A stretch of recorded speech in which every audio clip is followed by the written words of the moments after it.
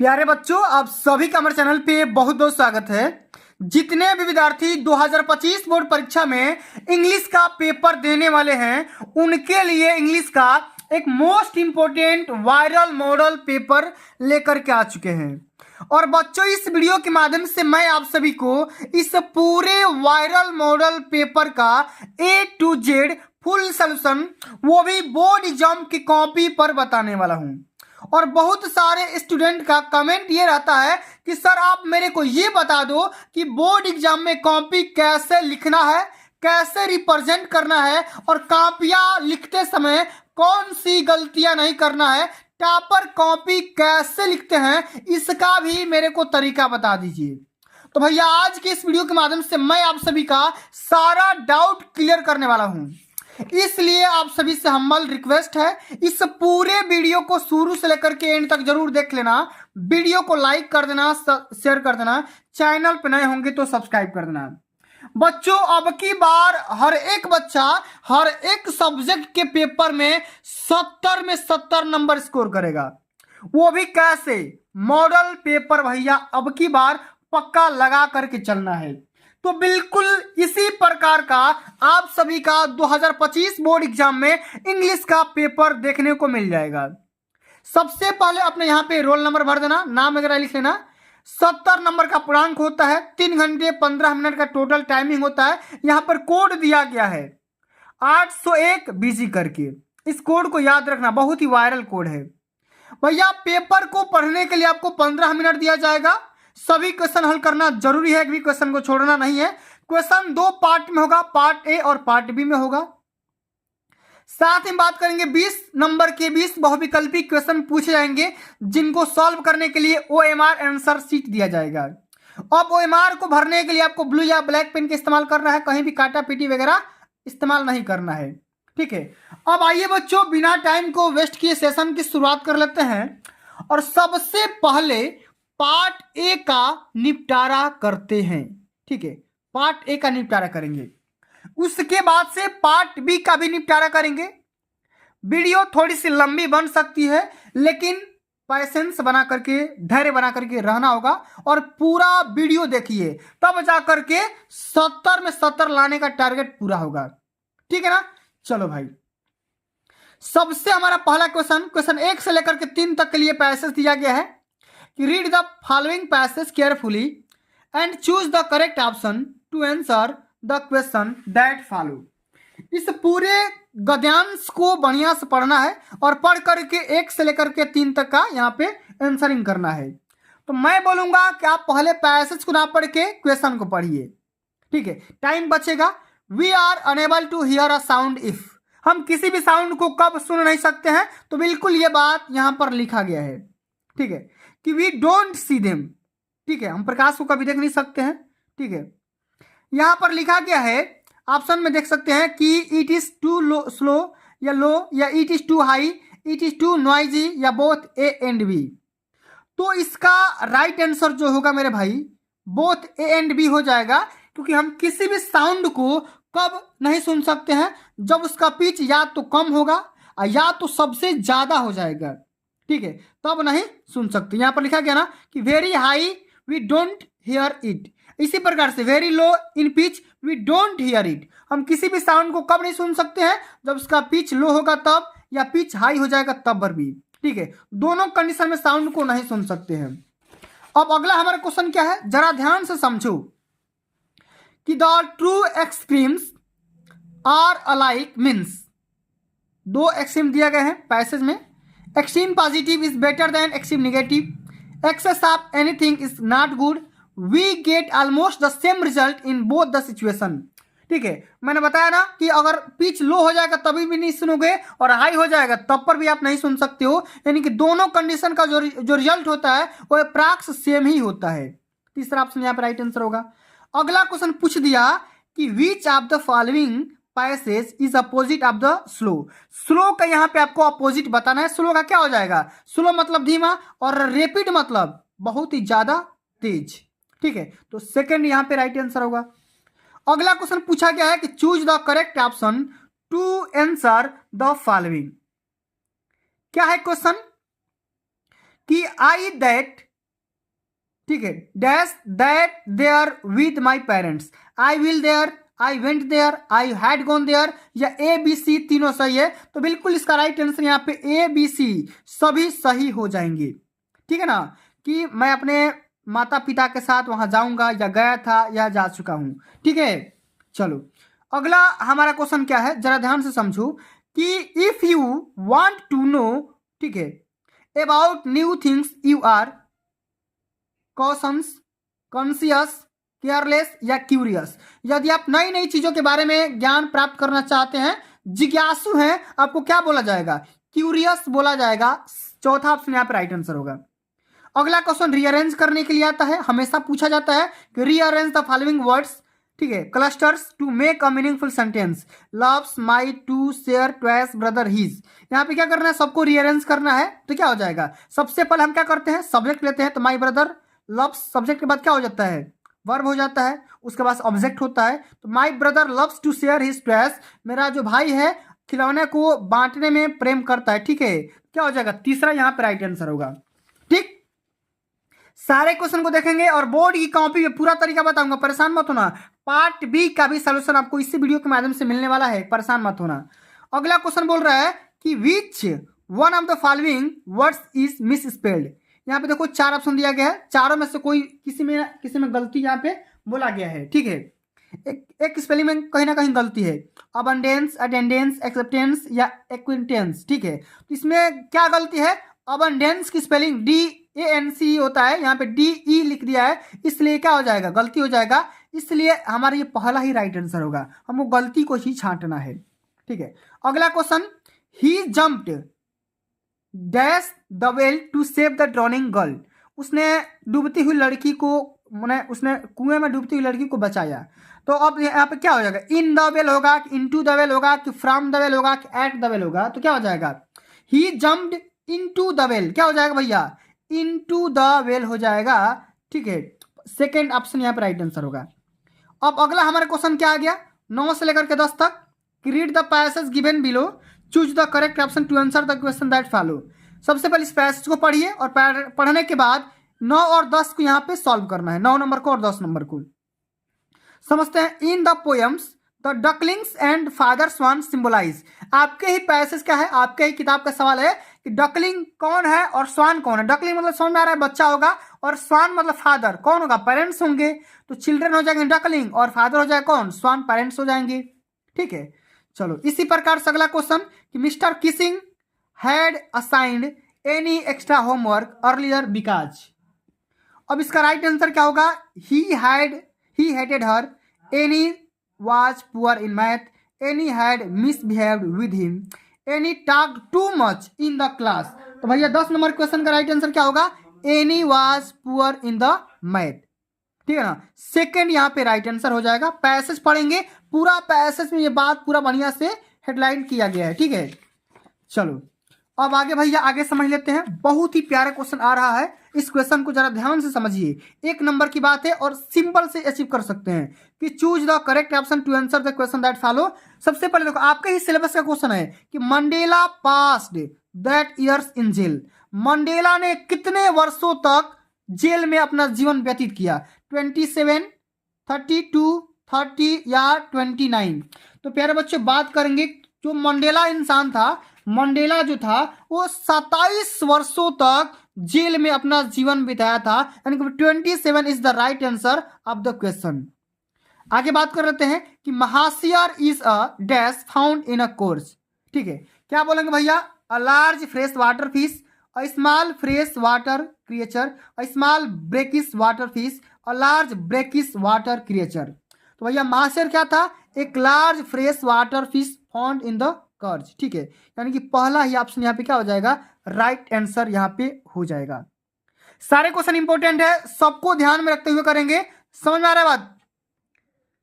चलिए अब आगे बढ़ जाए। अगला हमारा क्वेश्चन क्या है कि the bus conductor was dash man. भाई बस कंडक्टर किस प्रकार का आदमी था, रूड, जॉली, सेल्फिश या स्ट्रेंज। तो जॉली मतलब ईर्ष्यालु आदमी था भैया, क्या था, जो बस का कंडक्टर था कैसा था, ईर्ष्यालु आदमी था। ठीक है, आगे देख लेते हैं अगला question, read the given extract ये हमारा एक्सट्रैक्ट दिया गया है, एक छोटा सा कविता। Choose the correct option to answer the question that follow कि don't bite your nails Amanda, don't hunch your shoulders Amanda, stop the slouching and sit up straight Amanda. उसके मम्मी पापा समझाते हैं कि भैया अमेंडा अपने नाखूनों को दांत से ना काटो, सोल्जर्स को हंच ना करो, ठीक है, और सीधा खड़े रहो भाई, ज्यादा परेशान मत हो। अब यहाँ पे देखो क्वेश्चन बोल रहा है कि who is the speaker in the above lines, Amanda, her parents, her friends या हर नेबर्स। तो भैया जाहिर सी बात है उसके मम्मी पापा समझा रहे हैं, तो हर क्या हो जाएगा, पेरेंट्स हो जाएगा। ठीक, अब आगे देख लेते हैं अगला हमारा क्वेश्चन क्या है बाबू, जरा ध्यान से समझो, ठीक है। एक एक क्वेश्चन को निपटारा करेंगे और खंड ब का भी सॉल्यूशन देखेंगे कि the speaker is speaking like this because.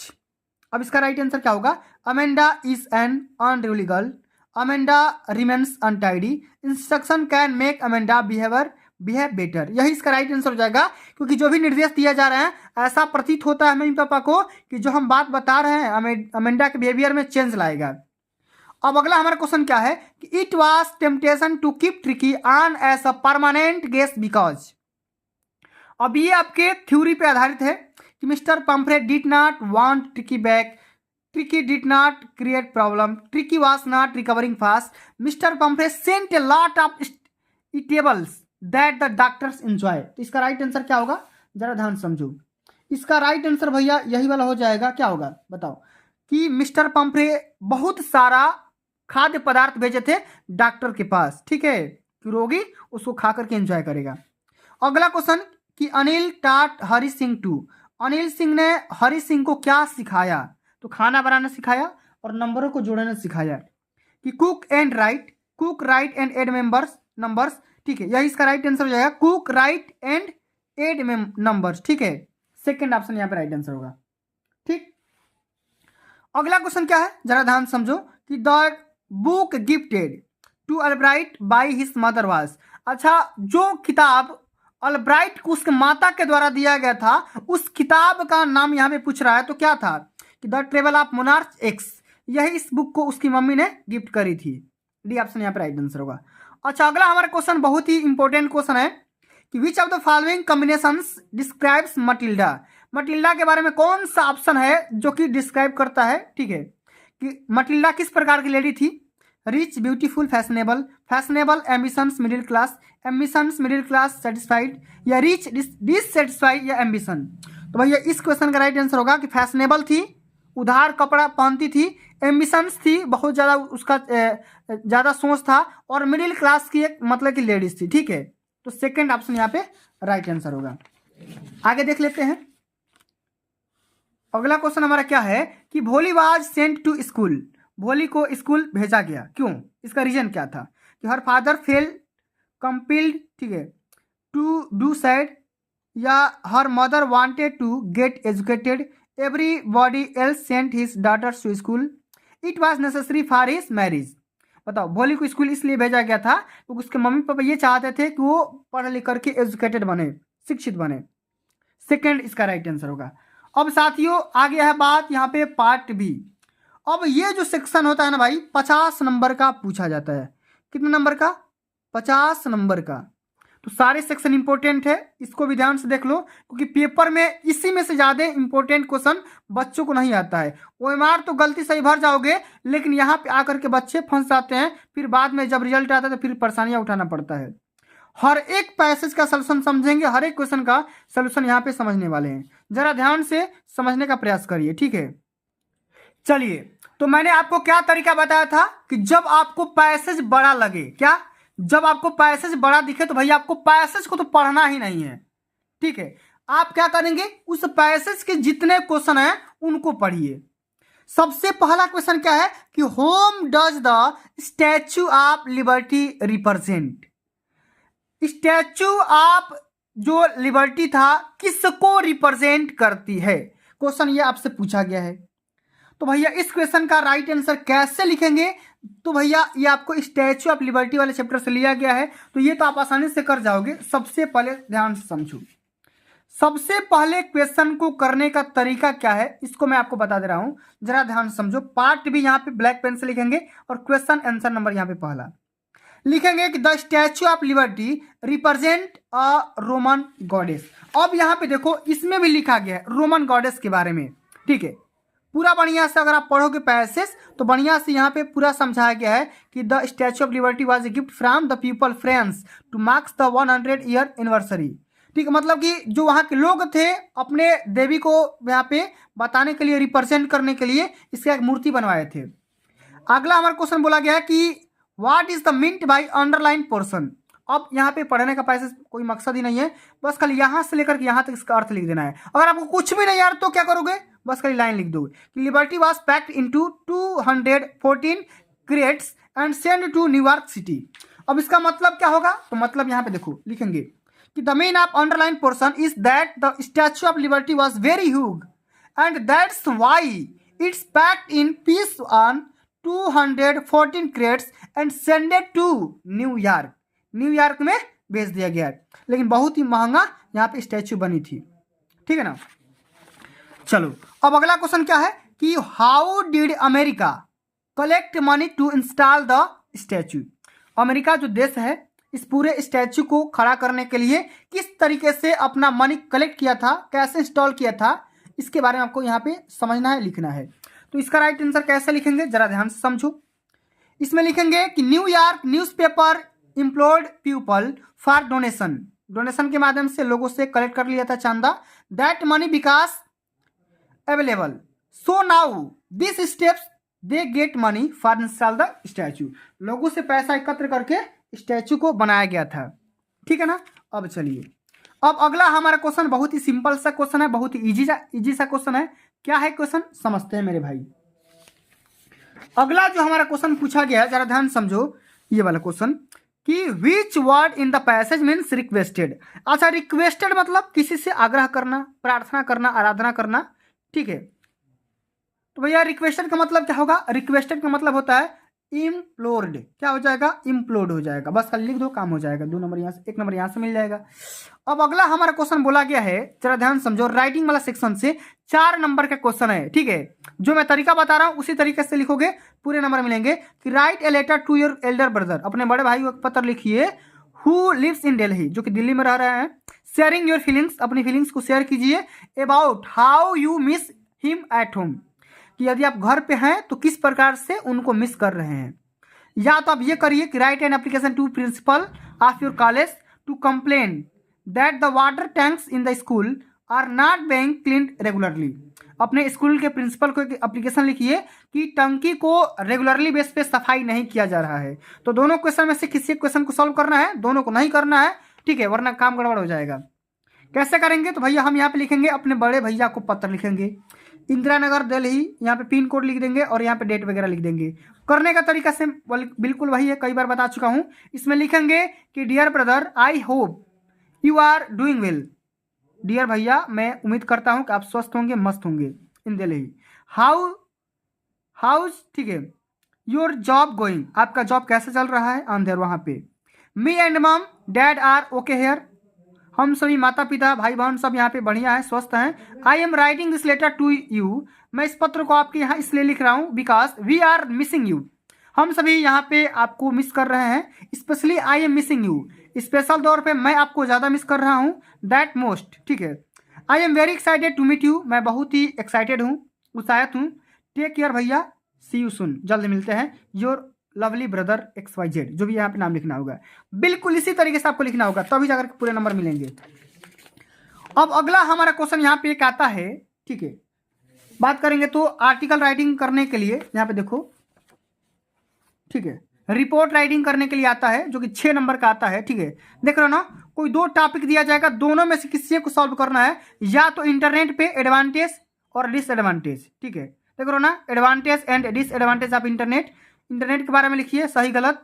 या तो भैया एक रिपोर्ट राइटिंग तैयार करिए क्राफ्ट एग्जीबिशन पे, ठीक है, जो कि आपके स्कूल में तैयार किया जा रहा है। 80 से लेकर के 100 शब्द में लिखना होगा, और यहाँ पे हिंट वगैरह दिया गया है बढ़िया से, ठीक है ना। आइए हम समझते हैं कि आज के ज़माने में इंटरनेट का क्या उपयोग है और इसका क्या सदुपयोग है। तो 2-3 बातें यहाँ पे लिख दोगे, काम हो जाएगा, कोई ज़्यादा लिखने का कोई मकसद मतलब है नहीं। लिखेंगे एडवांटेजेस ऑफ इंटरनेट, भाई इसका लाभ क्या है। Internet is one of the most interesting and innovative creation of the mankind. मतलब कि हमारे पूरे मानव जाति में सबसे ज़्यादा इंटरेस्टिंग और इनोवेटिव कोई चीज़ है तो क्या है, इंटरनेट है। क्यों? क्योंकि इंटरनेट के माध्यम से आज हर चीज़ अवेलेबल है।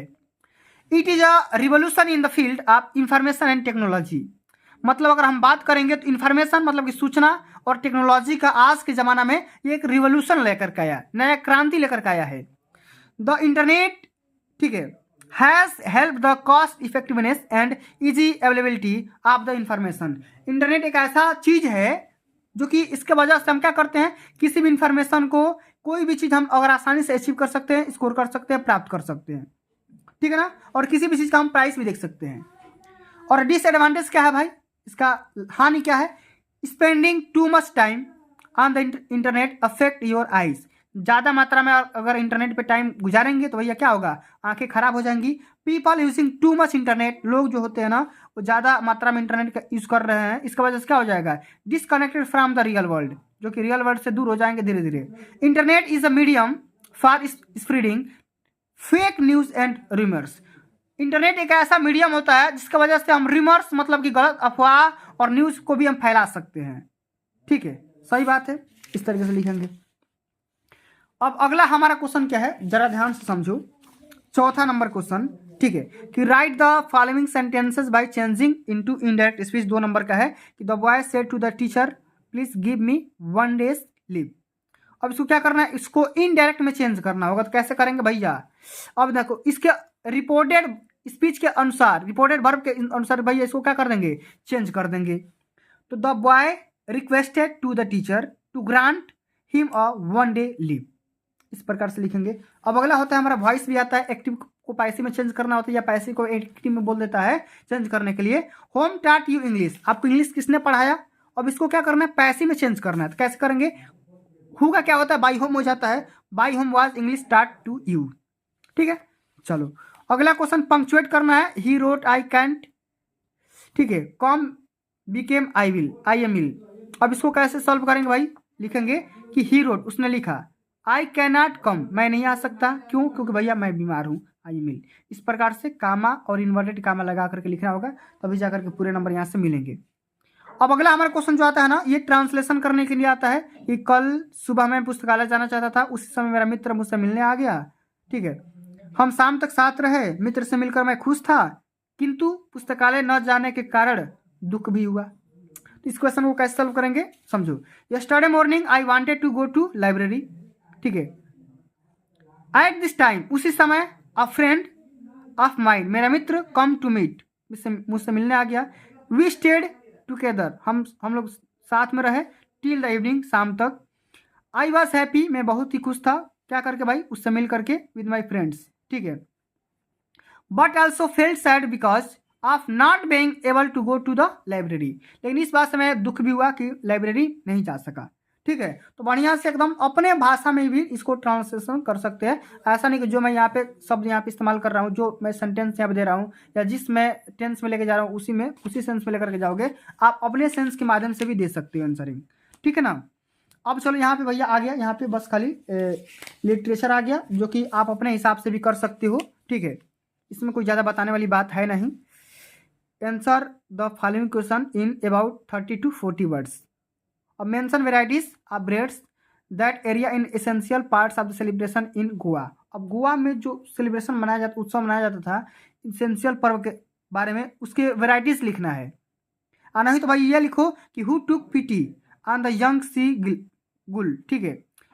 उसके बाद से where did he sleep the night, और वह रात में कहाँ पे सोती है, ठीक है। तो दोनों क्वेश्चन में से किसी एक क्वेश्चन को सॉल्व करना है। इसमें लिखेंगे सीगुल वाला, ठीक है, कि the mother seagull took pity on the young seagull, ठीक है। The young seagull slept in the brink of the ledge standing on the one लेज।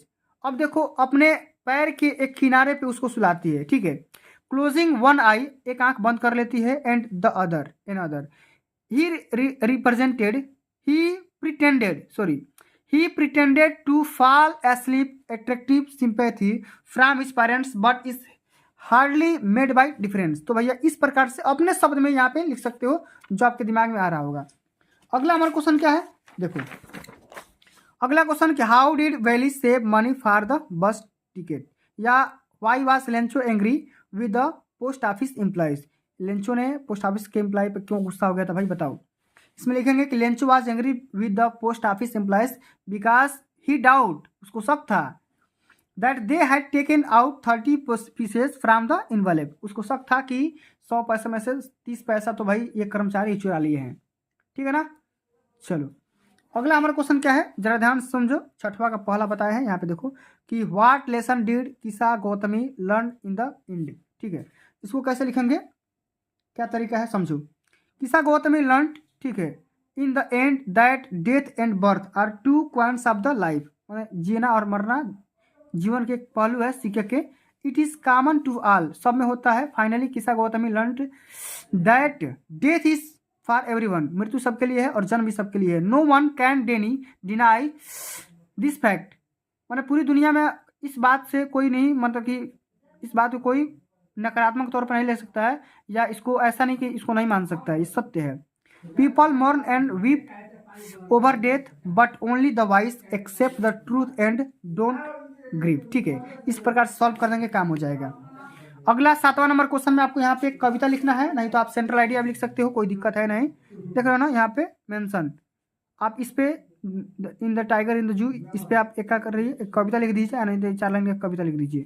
कहने का मतलब यहाँ पे ये है कि मेंशन अ फ्यू डिफरेंस, आपको a tiger in the zoo मतलब कि जो आपका चिड़ियाघर का जो टाइगर होता है या एक जंगल का टाइगर होता है, दोनों में क्या डिफरेंस होता है वो लिखिए, और नहीं तो एक 4 लाइन का कविता लिख दीजिए, काम हो जाएगा। ठीक है, तो 4 लाइन का कविता यहाँ पे लिखा गया, आप देख सकते हो। द वे अ क्रो सुक down on me the dust of snow from a hemlock tree. ठीक है, अगला क्वेश्चन सेंट्रल आइडिया लिखना होता है, आराम से लिख जाओगे, कोई दिक्कत है नहीं। Fire and ice, the trees, the tale of the custard, the dragon. इस प्रकार से तीनों में से किससे के बारे में लिखना होगा, 3 नंबर यहाँ से पा जाओगे। तो सेंट्रल आइडिया कई बार हमने बता रखा है।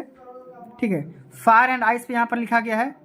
ठीक है, बढ़िया से समझा दे रहे हैं थोड़ा सा कि fire and ice is a symbolic poem by Robert Frost. सबसे पहले तो भाई उसका कवि का नाम लिखना होगा, लेखक का नाम, किसके द्वारा ये कविता लिखा गया है कि the poet wants to aware the humanity the everything will end one day.